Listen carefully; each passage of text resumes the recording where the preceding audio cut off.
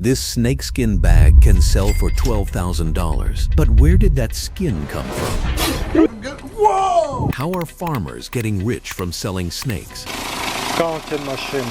And what really happens after the snake is skinned? In today's video, we'll go inside the global snakeskin trade, exploring hidden python farms, the brutal extraction process, and how the fashion world turns snakeskins into luxury. Welcome to Deep POV. It doesn't hiss, it doesn't roar, but the snake industry is quietly exploding. In Southeast Asia, especially Indonesia and Vietnam, snakeskin farming has become a billion-dollar business. Not wild capture, farming thousands of snakes raised behind concrete walls in factory-style farms. The enclosures, narrow, damp, and silent. Snakes barely move, not out of calm, but design, because bruised skin means lower profit. They're underfed slightly to stay docile, fed chopped frogs, chicken, rodents, sometimes with hormones to grow skin faster, not raised to live, grown to shed. Luxury brands have reignited demand.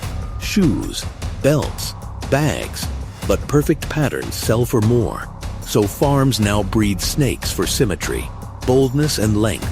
What we're seeing isn't nature, it's biofashion. In poor regions, a python skin sold to a Western buyer can mean $400. Brands flip that into a $12,000 handbag. For many, that's life-changing money.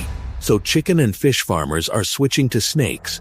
But there's no machinery, no headlines, just quiet profit slithering through an invisible pipeline. So how do they raise perfect leather? Let's go deeper. In the fashion world, flaws aren't forgivable. They're expensive. That's why these snakes are sculpted for perfection. It starts with genetics.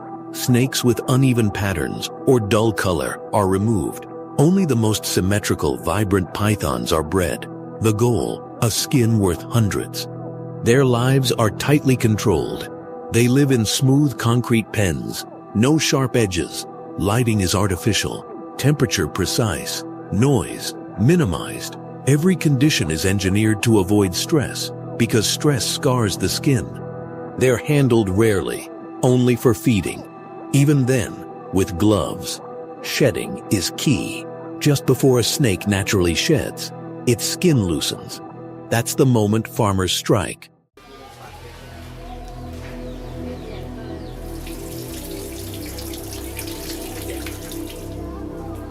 A quick cut behind the skull or a spike through the brainstem ensures no damage. Because a shed skin is too thin for fashion, only fresh dermis counts. Once killed, the body is slit open, the hide peeled and washed, fat scraped off, then salted and stretched. Some skins are sun-dried. Others go into dryers for a smoother finish. The final step, dyeing. Skins are hand-colored or vat-dyed in jewel tones, ruby, gold, emerald. The idea is simple. Turn something natural into something unforgettable. This isn't farming, it's alchemy. But what happens to the rest of the snake meat? Bones, venom. That part enters an entirely different market. Let's shed another layer. In luxury fashion, only the skin matters. But snakes are more than leather. They bleed, they bite, they digest and hiss. And once the skin is stripped, the rest becomes raw material for other industries. The meat? Rarely farmed for food, but never wasted. It's repurposed, processed, sold as reptile protein or traditional delicacy in Southeast Asian markets, skewered, fried, vacuum sealed. Often the word snake isn't even listed. Why? Because what's luxurious on a runway can be repulsive on a plate. Yet for farmers, it's extra cash. A single snake carcass adds $10–15, multiplied by hundreds. That's a second income stream. But the real money? It's in the venom. If the snake is venomous, like cobras or vipers, it's milked before death. A few drops from each fang, carefully collected in glass. That liquid isn't just toxic, it's medical gold. Snake venom is used in anti-venoms, cancer drugs, and blood pressure treatments. A single gram of dried venom can fetch $2,000. Suddenly, the snake isn't just leather. It's a biochemical asset. Even the bones are monetized. Some are ground for traditional medicine, others turned into jewelry, bracelets, charms, totems, sold as symbols of power and protection. The entire creature is deconstructed, nothing wasted, nothing sacred. From predator to protein, from fang to pharma, from skeleton to souvenir. The transformation is complete. But there's one final step, one final stage where biology meets branding. And that's where the snake disappears entirely. Its body gone, its essence repackaged, reborn as luxury. By the time the skin leaves the farm, it's no longer animal. It's inventory. The finest hides, blemish-free, symmetrical, travel to Europe. Inside luxury tanneries, they're softened in chemical drums, dyed with precision, and stretched until every wrinkle of wildness is erased. Then come the ateliers, not factories, temples, quiet rooms in Paris or Florence, where artisans with decades of skill transform snake hide into handbags, boots, phone cases. But not just any bags.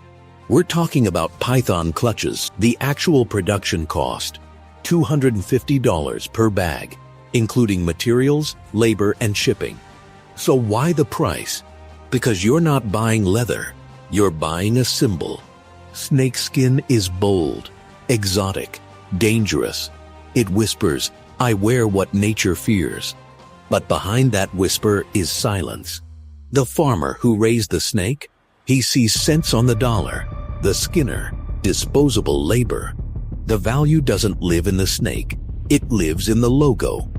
By the time it hits the runway, the story is gone. No tanks, no blades, no blood. Just a glossy finish. And a price tag. Because in fashion, death can be beautiful if it's well packaged. But we're not done yet. Because what happens to the snake isn't just transformation, it's erasure. And that final vanishing act has a price of its own.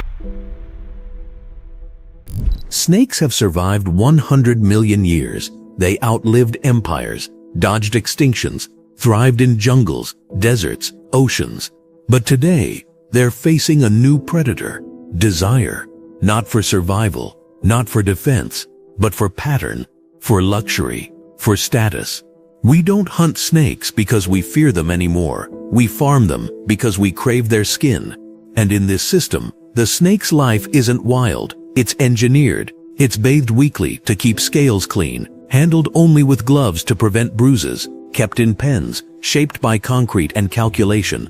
It doesn't slither, it doesn't strike, it waits, because the moment its skin is ready, it ends, quick, quiet, clean. The hide is packed, the meat frozen, the venom extracted, the bones turned to powder, the body is divided, the soul erased, and what's left? A luxury product, a handbag in a boutique, a belt in a box, a fossil of consumption, priced, polished, and paraded. And no one asks where it came from, because no one sees the tanks, no one hears the slicing, no one smells the tanning acid. But now you have. You've seen the pipeline from predator to pattern, from life to leather. And maybe now, the bag doesn't feel the same, because some things shed their skin to grow, but here we shed it to forget.